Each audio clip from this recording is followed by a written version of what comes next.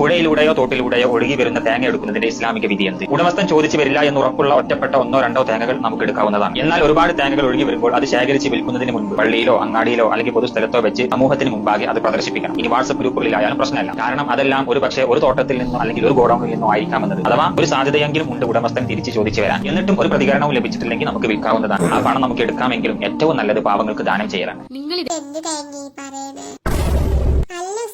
തേങ്ങ പറഞ്ഞോണ്ടോ ഞാൻ ഈ പറമ്പിലെ തേങ്ങയാണെന്ന് പറഞ്ഞിട്ട് തേങ്ങയിലെ പേര് എഴുതി വെച്ചിട്ടുണ്ടാവുക. അല്ലെങ്കിൽ തേങ്ങ സ്പെസിഫൈ ചെയ്യാൻ ഏതെങ്കിലും സിമ്പിളോ അല്ലെങ്കിൽ ഏതെങ്കിലും കളർ എന്തെങ്കിലും ഉണ്ടാവോ ഉടമസ്ഥര് കണ്ടുപിടിക്കേ? തേങ്ങ പെറുക്കുന്നതിന് ഇസ്ലാമിക് വിധി എന്നാ നിങ്ങൾ ഇങ്ങനെ അങ്ങനെ കൊണ്ട് ചോദിക്കുമോനെ, തേങ്ങാക്കത്തും മാങ്ങാക്കത്തും പേരെഴുതി വെക്കുന്നുണ്ടോന്ന്? ഒഴുകി വരുന്ന തേങ്ങ, പറമ്പിൽ കിടന്ന് കിട്ടുന്ന തേങ്ങ, വഴിയിൽ കിടന്ന് കിട്ടുന്ന തേങ്ങ, മാങ്ങ ആണെങ്കിലും അതൊക്കെ നമ്മുടെയാണ്. ഓരോ കാട നിയമങ്ങളുമായിട്ട് കുറേ ആളുകൾ വന്നോളൂ. മോളം കൊണ്ട് പറഞ്ഞു വിട്, ഞാൻ മോടെ പക്ഷത്താ. അല്ല പിന്നെ മോളെ ഈ മതത്തിലെ, പ്രത്യേകിച്ച് ഇസ്ലാം മതത്തിൽ കുറേ കാട നിയമങ്ങളുണ്ട്. ഒന്ന് ആലോചിച്ച് നോക്കിയേ, നമ്മുടെ അയൽവാസിയുടെ കോഴി നമ്മുടെ വീട്ടിൽ വന്ന് മുട്ടയിട്ട്, നമ്മുടെ സ്വന്തം വീട്ടിൽ വന്ന് മുട്ടയിട്ട്, ആ മുട്ട നമുക്ക് എടുക്കാൻ പാടില്ലെന്ന്, അയാൾക്ക് തിരിച്ചു കൊടുക്കണമെന്ന് ആലോചിച്ച് നോക്കിയേ. എന്തെല്ലാം തരത്തിലുള്ള കാട നിയമമാണ്. അപ്പുറത്തെ വീട്ടിൽ, നമ്മുടെ അയൽവാസിയുടെ വീട്ടിലെ മരം നമ്മുടെ വീട്ടിലേക്ക് ചാഞ്ഞ് കിടക്കുകയാണെങ്കിൽ ആ വീഴുന്ന മാങ്ങ നമുക്ക് എടുത്തുകൂടാണ്. ഇസ്ലാമിക ചരിത്രത്തിൽ മക്കൾ അന്യൻ്റെ മുതലെടുത്ത് ഭക്ഷിച്ചതിൻ്റെ പേരിൽ വായിൽ വിരലിട്ട് ഛർദ്ദിപ്പിച്ചിട്ടുണ്ടെന്ന്. എന്തെല്ലാം കാട നിയമങ്ങളാണ്. എന്ന് മാത്രമല്ല, നമ്മുടെ വീട്ടിൽ നിൽക്കുന്നൊരു മരം അപ്പുറത്തെ വീട്ടിലേക്ക് ചാഞ്ഞ് കിടക്കുന്നു, അതിൻ്റെ ശിഖരങ്ങളും ഇലകളും ഒക്കെ അപ്പുറത്തെ വീട്ടിൽ വീണ് അത് അവർക്ക് ശല്യമുണ്ടാകുകയാണെങ്കിൽ നമ്മൾ ആ മരം നിർബന്ധമായിട്ടും വെട്ടിക്കൊടുക്കണമെന്നാണ് അവരാവശ്യപ്പെട്ട. എന്തെല്ലാം തരത്തിലുള്ള കാട നിയമങ്ങളാണ്. ഇതുകൊണ്ട് അവസാനിച്ച എത്ര കാട നിയമങ്ങൾ. ഇപ്പം നല്ല ചോദിക്കേ, ഞാനും മോളും കൂടെ ഇങ്ങനെ വഴിയിലൂടെ നടന്നു പോവാണ്. അപ്പം പുഴയിലൂടെ ഇങ്ങനെ പല സാധനങ്ങൾ ഒഴുകി വരുന്നു. അപ്പോൾ ചെറിയൊരു പെട്ടി, ഞാൻ ആ പെട്ടി എടുത്ത്, നമ്മുടെ രണ്ടുപേരും കൂടിയാണല്ലോ, അത് തുറന്നു നോക്കിയപ്പോൾ അതിനകത്തൊരു സ്വർണ്ണമാല. അടച്ചവന് അത് നമുക്ക് എടുക്കാൻ പറ്റത്തില്ലെന്ന്, പരസ്യം ചെയ്യണമെന്ന്, അതിൻ്റെ അവകാശം വരികയാണെങ്കിൽ നമ്മൾ കൊടുക്കണമെന്നാണ് നിയമം. പുഴയിലൂടെ എന്തെല്ലാം ഒഴുകി വരുന്നതൊക്കെ നമുക്ക് എടുത്തൂടെ? പക്ഷേ തേങ്ങായി മാങ്ങ എടുക്കാൻ പാടില്ലെന്ന്, അതിൻ്റെ അവകാശിക്ക് തിരിച്ചു കൊടുക്കണം. അതിൻ്റെ പേരിൽ അവർ പറയുന്നത്, അതിൻ്റെ പേരിൽ ഒരു മനുഷ്യൻ്റെ അധ്വാനം ഉണ്ടെന്നാണ് പറയുന്നത്. ആ നട്ടവൻ്റെ നയിച്ചവൻ്റെ അധ്വാനമുണ്ട്. അത് മാങ്ങയാണെങ്കിലും തേങ്ങയാണെങ്കിലും അതിൻ്റെ പിന്നിൽ ഒരുപാട് പേരുടെ വിയർപ്പുണ്ട്. അതിൻ്റെ അവകാശം കണ്ടെത്തുകയാണെങ്കിൽ അത് അവർക്ക് തന്നെ കൊടുക്കണമെന്ന്. എന്തെല്ലാം നിയമമാണ്. നമ്മൾ രണ്ടുപേരും കൂടെ കഷ്ടപ്പെട്ട് പുഴയിൽ നിന്ന് എടുത്ത സാധനം വേറെ കൊടുക്കണമെന്ന്, നമുക്ക് വഴി കിടന്ന് സ്വർണ്ണമാല കിട്ടിയാൽ അതിൻ്റെ അവകാശിക്ക് തിരിച്ചു കൊടുക്കണമെന്ന്. എന്തെല്ലാം കാട നിയമങ്ങളാണ്. ഇതുമാത്രമാണ്, നമ്മൾ അധ്വാനിച്ചുണ്ടാക്കുന്നതിൻ്റെ 2.5% പ്രതിവർഷം നമ്മൾ നിർബന്ധ ദാനം നടത്തണം. ഓ എൻ്റെ പൊന്നുമോളെ, നമ്മളൊക്കെ കാണും, ഞാനും നീയൊക്കെ മുസ്ലിം ആയിരുന്നെങ്കിൽ നല്ലജോയ്യെ പെട്ടുപോയനെ.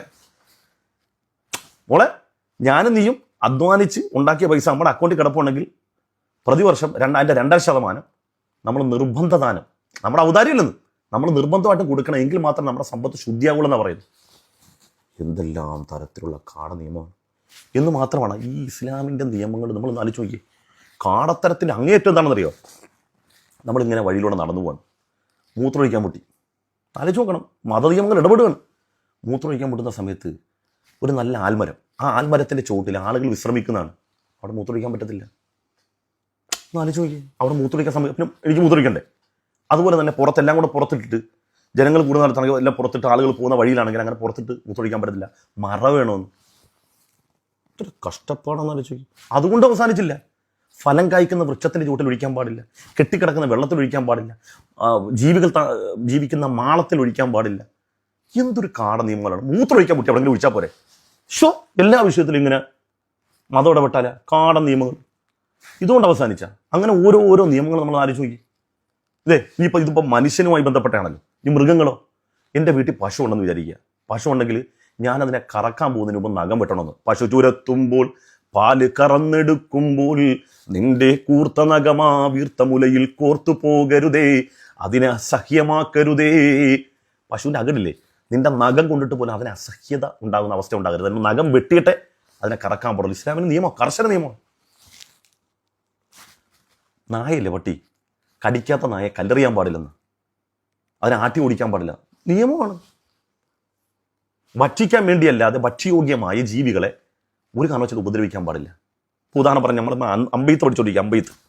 അപ്പോൾ നമ്മൾ അവിടെ എന്ത് ചെയ്തു, ഈ അമ്പ് കൊള്ളുന്ന അതിൻ്റെ കൃത്യത, അതിൻ്റെ കണക്കിന് വേണ്ടി അവിടെ ഏതെങ്കിലും ഒരു ജീവിയെ കൊടുത്ത് നമ്മൾ അവിടെ കൊണ്ടുവച്ചു. ഒരു ആടിനെ അല്ലെങ്കിൽ പശുവിനെ നമ്മൾ അവിടെ കെട്ടിയിട്ടിട്ട് അതിനകത്ത് അമ്പിയാണ് പാടില്ല. ഉറുമ്പും കൂടിന് തീ വെക്കാൻ പാടില്ല. എന്തെല്ലാം നിയമങ്ങളാണ്. ഒരു ജീവിയെയും കരിക്കാൻ പാടില്ല. ഷോ, കാട നിയമത്തിന് അങ്ങേയറ്റം. ഇത് മാത്രമാണ് എന്നെ പൊന്നുമ്പോൾ. ഇതിനേക്കാൾ വലിയ കാട നിയമം ഞാൻ പറഞ്ഞുതരാം. മുസൽമാൻ 5 നേരം നിസ്കരിക്കണം. നിങ്ങൾക്കൊക്കെ അറിയാം, നിർബന്ധമാണ്. അവൻ അംഗസ്നാനം ചെയ്യണം. നിസ്കരിക്കണമെങ്കിൽ അംഗസ്നാനം ചെയ്യണം.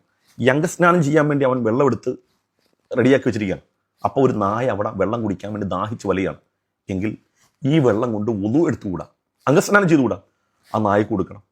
നായക്ക് കൊടുക്കാതെ ഇതുകൊണ്ട് അംഗസ്നാനം ചെയ്യൽ കുറ്റകരമാണെന്ന് ഇസ്ലാമിൻ്റെ നിയമം. ഈ കാട നിയമങ്ങൾ, ഇങ്ങനത്തെ കുറേ കാട നിയമം ഉണ്ടെന്ന്. വഴി മോളും ഞാനും ഒക്കെ എങ്ങനെയാ, നമുക്ക് വഴി കിടന്ന് കിട്ടുന്നതൊക്കെ എടുക്കണം, കിട്ടുന്നതൊക്കെ തിന്നണം.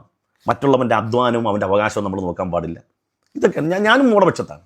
അയ്യേ, ഇതൊക്കെ എന്ത് കാട നിയമം. അതാണ് നമ്മുടെ വയറ് നോക്കുക, നമ്മുടെ കുടുംബം, നമ്മുടെ വയറ്, നമ്മുടെ ജീവിതം. ഇതിനപ്പുറത്തേക്ക് നമുക്ക് ചിന്തയും വരാൻ പാടില്ല.